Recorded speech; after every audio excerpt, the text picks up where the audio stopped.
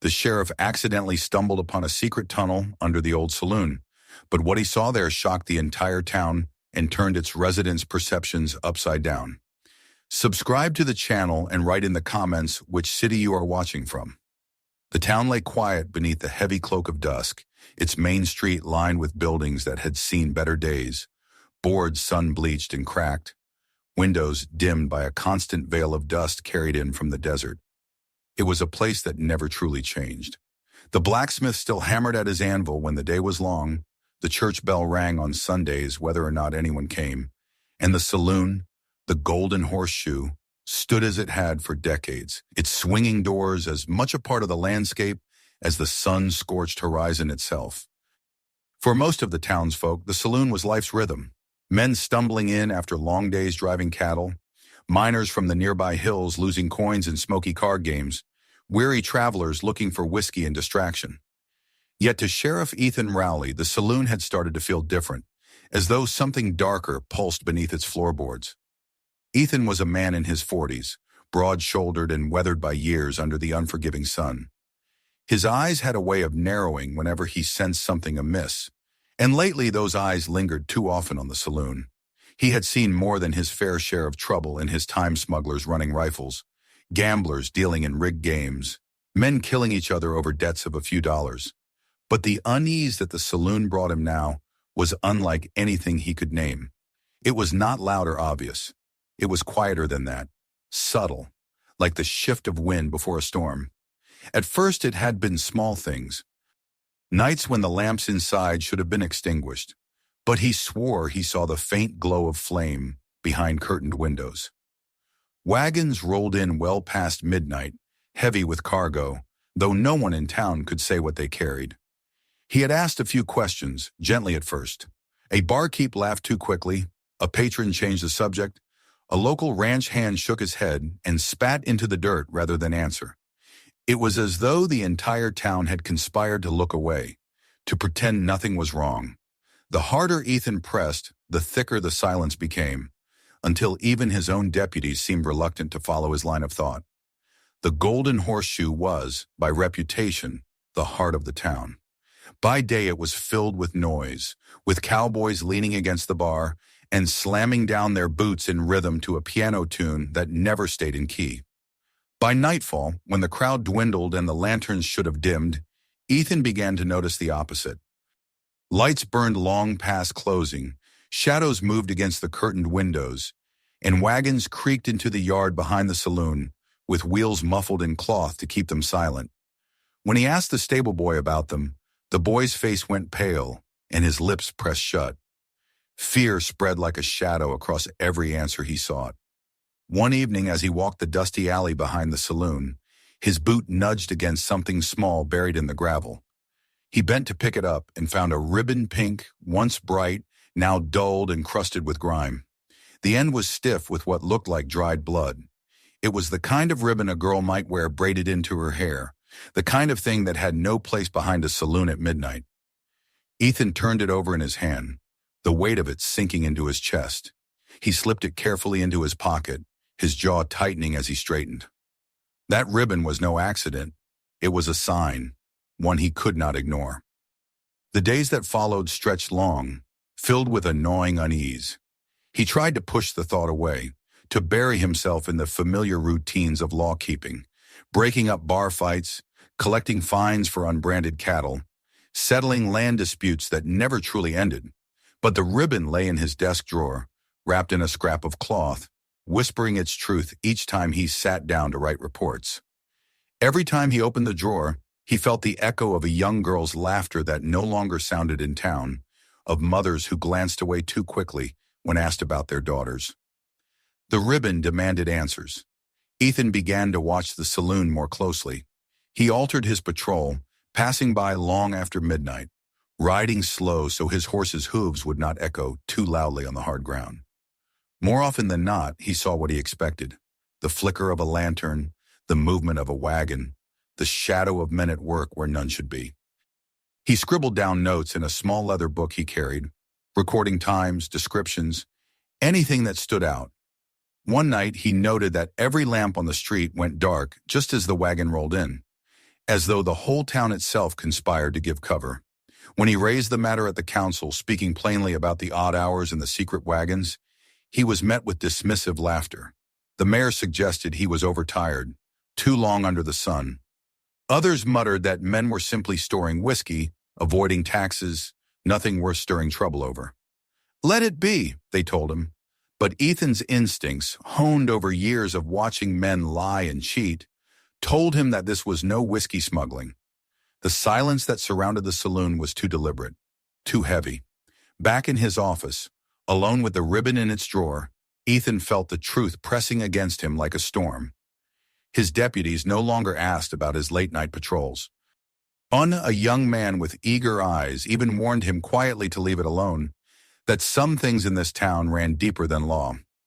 Ethan dismissed him outwardly, but inside he felt the chill of recognition. This was more than crime. It was fear. Fear so strong it had settled into the bones of the town, binding tongues and stilling hands.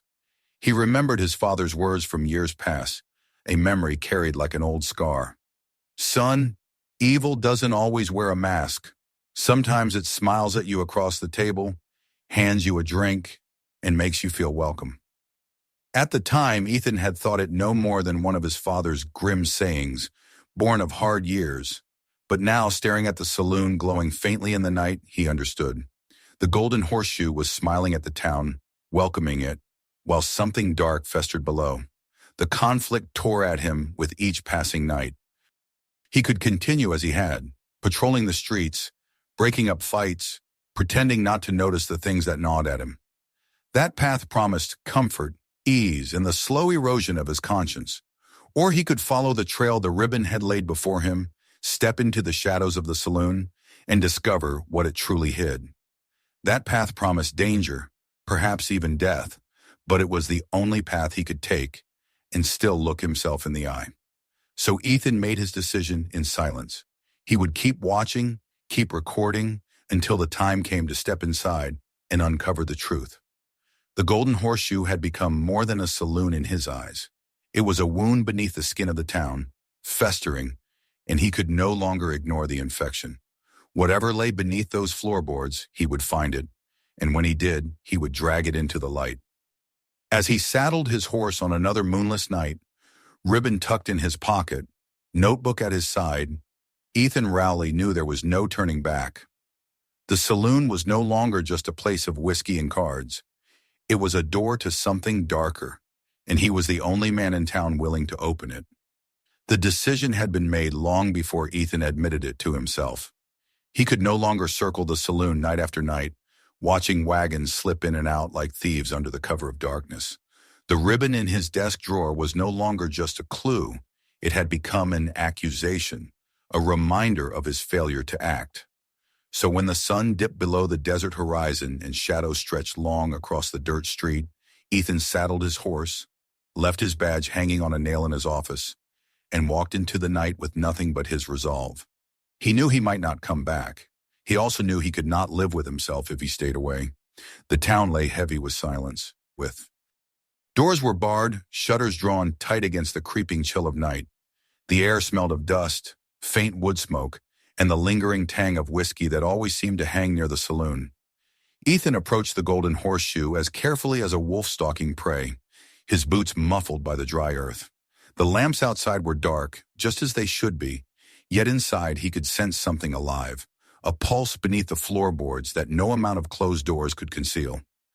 He slipped through the alley where refuse bins leaned crooked against the wall and stopped near the back, where the smell of sour beer mingled with something far less familiar, something rotten and damp. He tested the back door first, locked as expected. The windows were barred with iron, heavy enough to keep a man from forcing them open. But Ethan remembered the interior well enough from his countless visits. There had always been a rug near the bar, too heavy for the room, its corners curled up in a way that suggested frequent handling. That memory drew him forward. He found a loose shutter near the side, pressed against the wall until it gave just enough for him to squeeze through.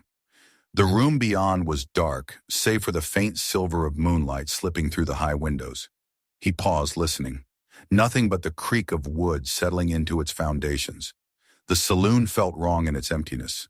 By day, the air was always thick with tobacco smoke, the sour stench of sweat, the cacophony of boots and spurs against the boards, piano keys clanging off rhythm. Now it was scrubbed clean, the bar gleaming as though freshly polished, chairs neatly stacked, not a single card or glass left behind. It looked less like a place of pleasure and more like a stage that had been carefully reset for the next act. Ethan stepped forward slowly, every board groaning under his boots louder than he liked. At the center of the room, the rug lay waiting. He knelt, ran his hands across its frayed edge, and pulled. Dust swirled in the lamplight as the rug peeled back to reveal what he had already suspected. A square hatch cut into the floorboards, its outline barely visible. He felt along the seams until his fingers found the iron ring, cold and smooth beneath the wood. The hatch lifted with a reluctant groan, the hinges stiff with use. A draft of air rushed upward, damp and cold, carrying with it the scent of earth, mildew, and something else. Something metallic that clung to his tongue. Ethan lowered his lamp into the opening, the flame flickering as it fought against the sudden draft. The light revealed a ladder descending into darkness, its rungs thick iron, polished smooth from use. He swallowed hard, adjusted his hat, and began to climb down. The boards above creaked as he left them, then the hatch thudded shut behind him, sealing him into the narrow shaft. Each rung echoed as his boots pressed against it, the metallic clang ringing louder the deeper he went. The air grew heavier, colder, damp against his skin, and his heart thudded in time with the ladder's rhythm. At last his boots touched ground. He swung off the ladder and lifted his lamp. The tunnel stretched before him, narrow and oppressive, its walls braced with thick beams of timber. Water dripped from above, forming small rivulets that carved channels into the dirt floor. The place felt alive, as though the earth itself had been carved into a beast's ribcage, the beams its bones, the shadows its blood. Ethan stepped forward, his breath echoing against the walls. The deeper he went, the more the tunnel revealed. He found scuffed boot prints stamped into the mud, fresh enough to glisten in the lamplight. He saw scraps of cloth snagged on the rough timber, a child's shoe discarded against the wall. His hand tightened on the handle of the lamp as the unease grew heavier, more tangible. The golden horseshoe was not simply a saloon hiding smuggled whiskey. No, this was something built with purpose, with labor and money meant to last. The first side chamber appeared a short distance in. Ethan pushed the door open and froze. Inside was a cage of iron, its bars thick and rusted but still strong, bolted into the very earth. The floor was covered with straw, soiled and trampled, and against the far wall lay a mattress, its stuffing spilling out, stained with dark patches that needed no explanation.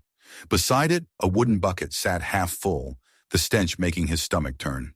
He lifted the lamp higher, and the walls answered back with words.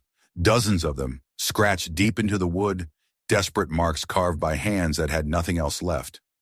Some were names, some pleas, others just jagged lines that spoke of madness. But one phrase repeated itself again and again. Don't forget me. He stood there for a long moment, the words burning themselves into his mind. He could almost feel the presence of those who had sat in that room, waiting, hoping, carving their names into the wood so the world would know they had existed. His throat tightened as he closed the door, the iron bars groaning in protest. The tunnel stretched on. Another chamber, another cage. Each one the same, yet different in small ways. A child's doll abandoned in a corner, its face cracked. A length of rope knotted around a beam, a torn scrap of blanket. Ethan's chest tightened as he moved, the truth becoming clearer with each step. The saloon above was not a place of revelry. It was the mask worn by something unspeakable, a place that swallowed the vulnerable and hid them beneath the earth.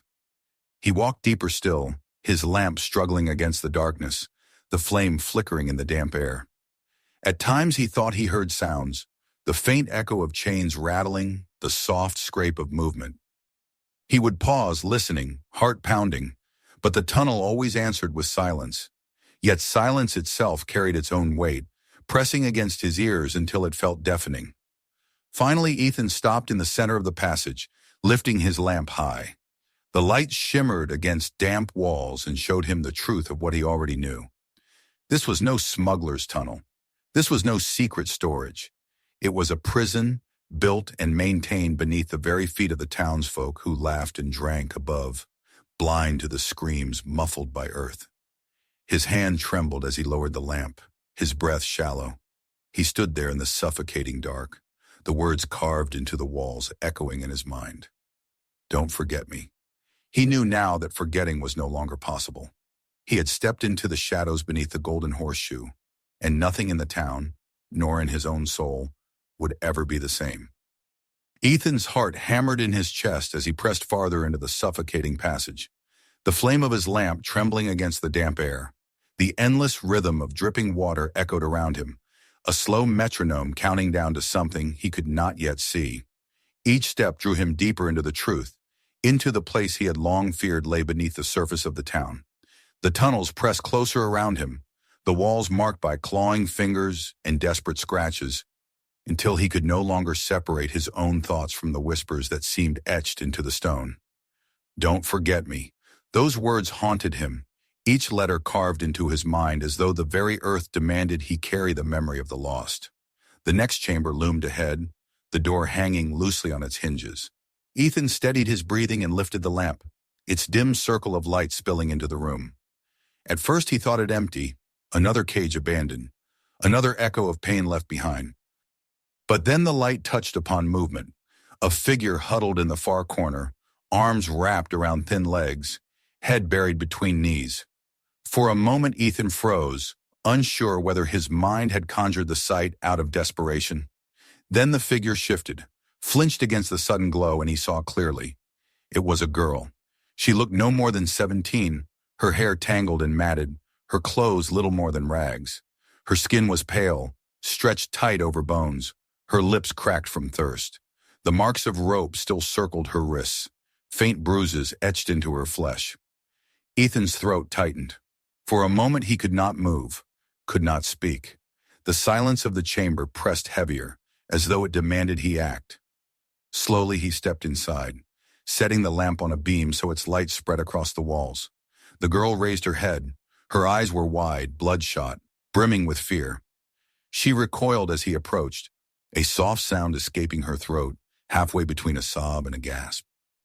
Ethan knelt, careful not to startle her. The chains clinked faintly as she shifted, and the sound was like a blade across his skin. He reached forward, his hand steady, and with a quiet effort unfastened the restraint on her wrist. She flinched at his touch, but when the iron fell away, her eyes flickered with something fragile, something like hope.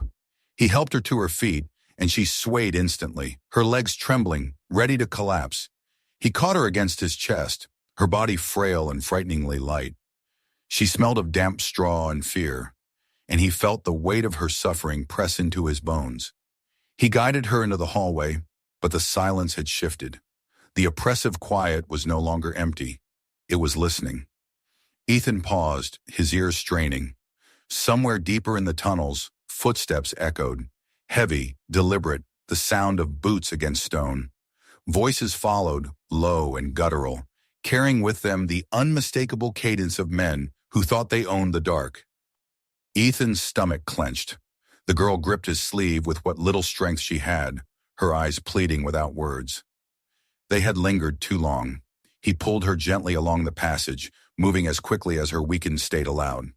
The lamplight cast wild shadows against the beams, and every flicker felt like a betrayal. Soon he found another chamber, its door ajar. He pushed her inside, setting the lamp low to the ground so its glow would not carry far. The room was filled with crates stacked haphazardly along the walls. He pried one open, and the sight within made his stomach turn. Rifles, freshly oiled, wrapped in cloth. Another box revealed stacks of silver coins and ledgers inked with names and numbers. Each page was a record of trade, the price of human lives scrawled in neat handwriting. He turned another page and found entries marked with the same initials again and again, proof of a system so large it made his blood run cold. The girl tugged at his arm, pointing toward the door. The voices were closer now, words clearer, laughter cruel. Ethan snapped the ledger shut, slipped it into his coat, and motioned for silence. He pressed her behind the crates as the glow of torches lit the corridor outside. Shadows stretched across the threshold and boots scuffed against the stone.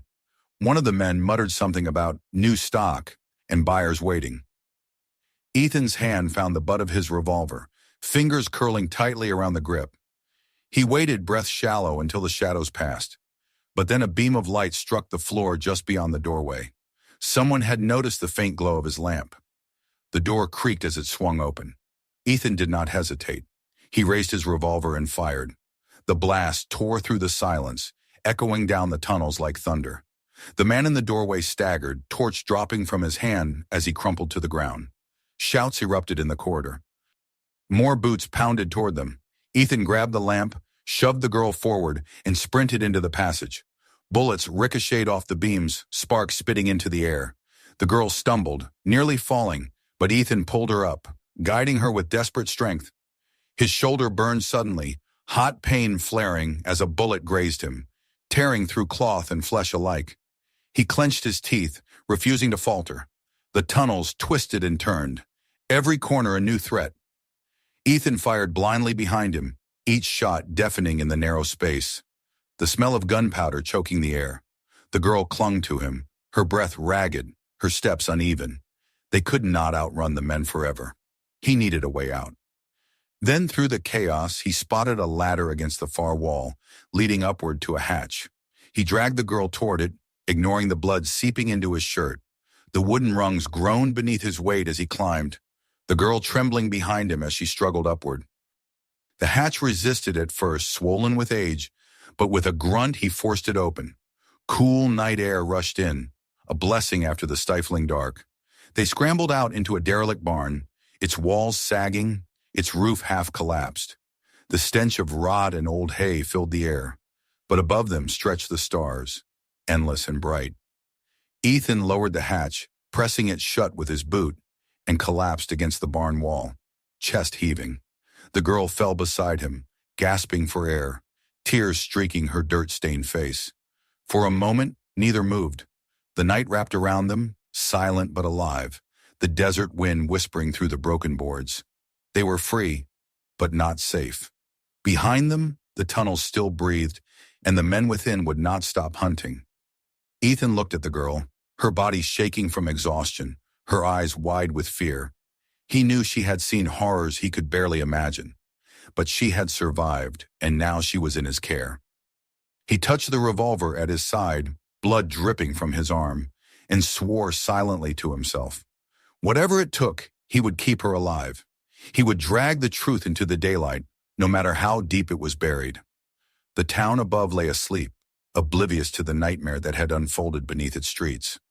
But Ethan knew dawn would come, and with it, reckoning.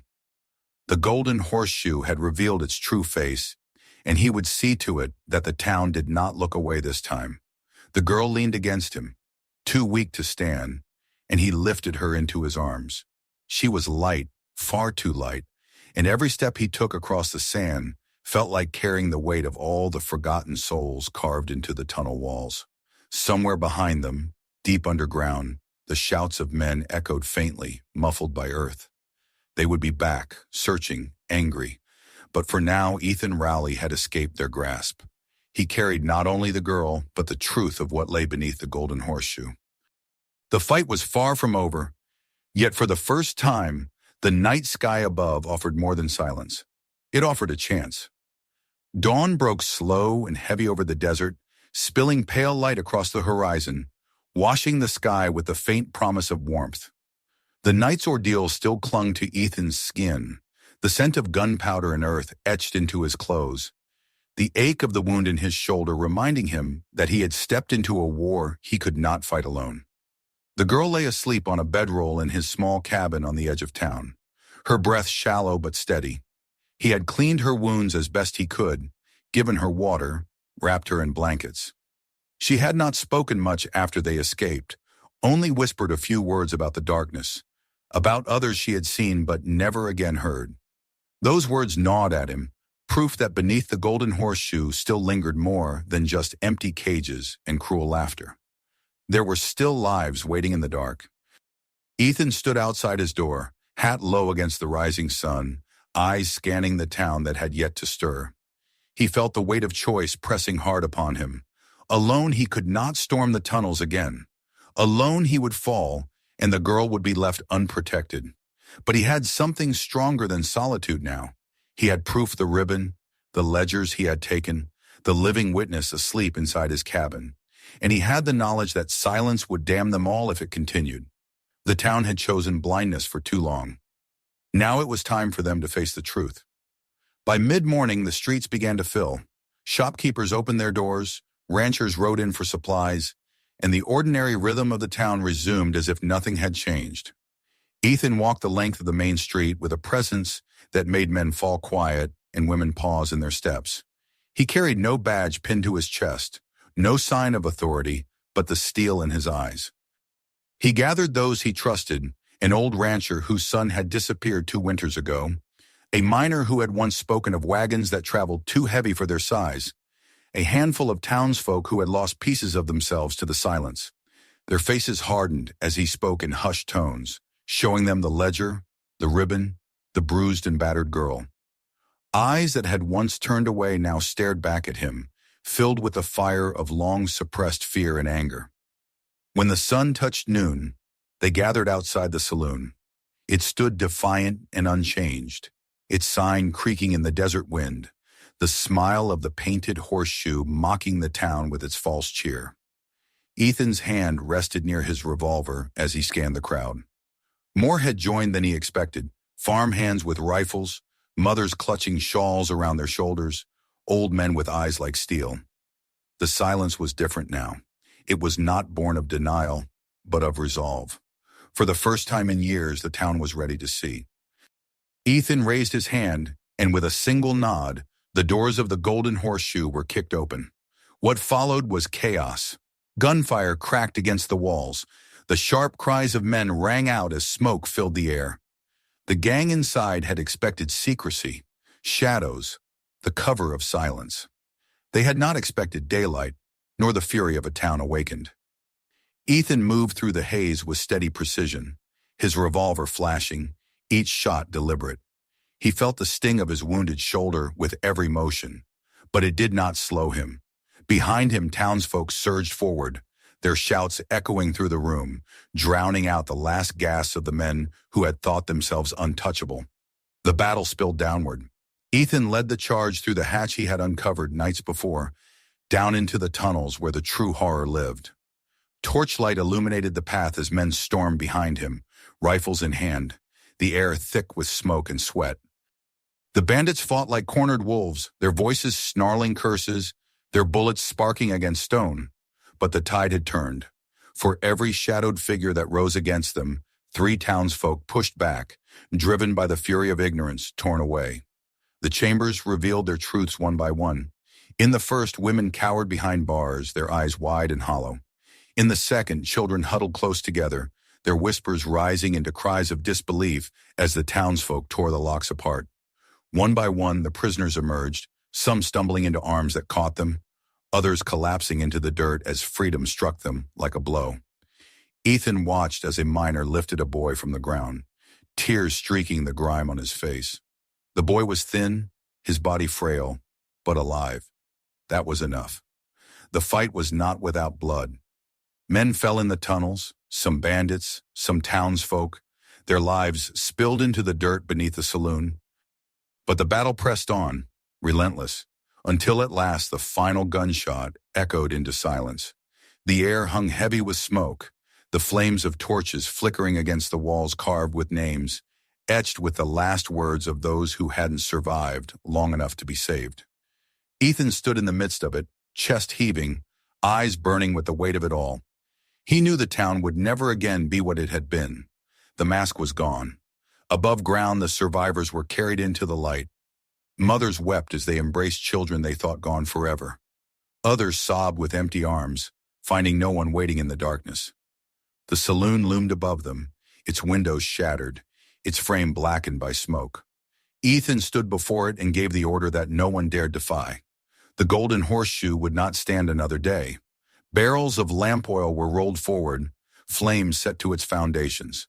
The fire roared to life, devouring wood and paint. clawing its way into the sky. The townsfolk watched in silence as the building collapsed inward, a funeral pyre for the secrets it had hidden. When the fire cooled to embers, they placed a wooden cross in the ash.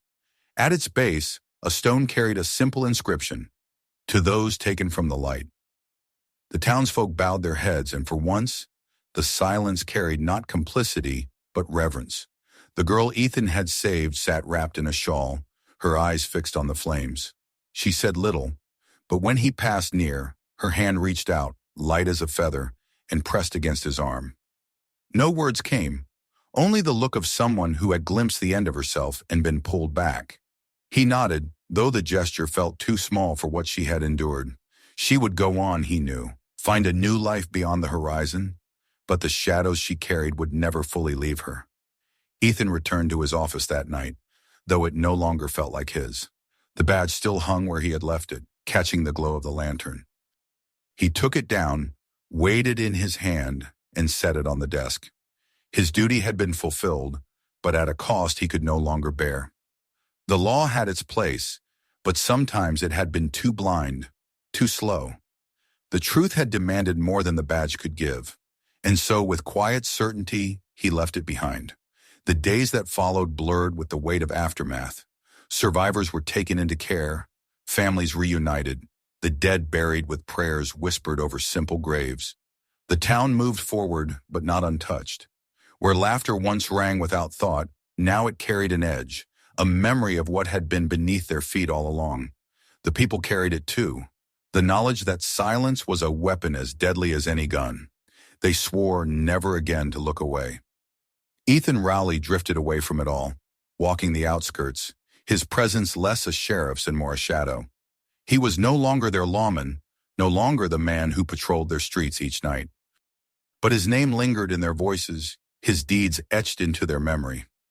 He had been the one to see, the one to act when all others turned aside. And though he carried the burden of it like a scar upon his soul, he knew it was enough. One evening, as the sun bled across the horizon and shadows stretched long over the empty lot where the saloon had stood, Ethan paused by the marker. The stone gleamed faintly in the dying light, its words simple, carved deep. He bowed his head, not in prayer, but in remembrance. The desert wind stirred, carrying with it the faint scent of smoke, a reminder of the fire that had purged the town of its silence. He turned then, leaving the marker behind, the town behind, the badge behind. The world stretched wide before him, as endless as the desert sky. He carried no title, no uniform, only the knowledge of what he had seen and the unyielding truth that once evil is dragged into the light, it can never again hide in the dark. For the first time in years, he felt the faintest thread of peace, not joy, not triumph, but peace born of the simple fact that he had not turned away. If you enjoyed this story, make sure to subscribe so you don't miss what's coming next. Watch our next video for another powerful journey and explore our other videos for more stories like this. And please, share this one with someone who needs to hear it.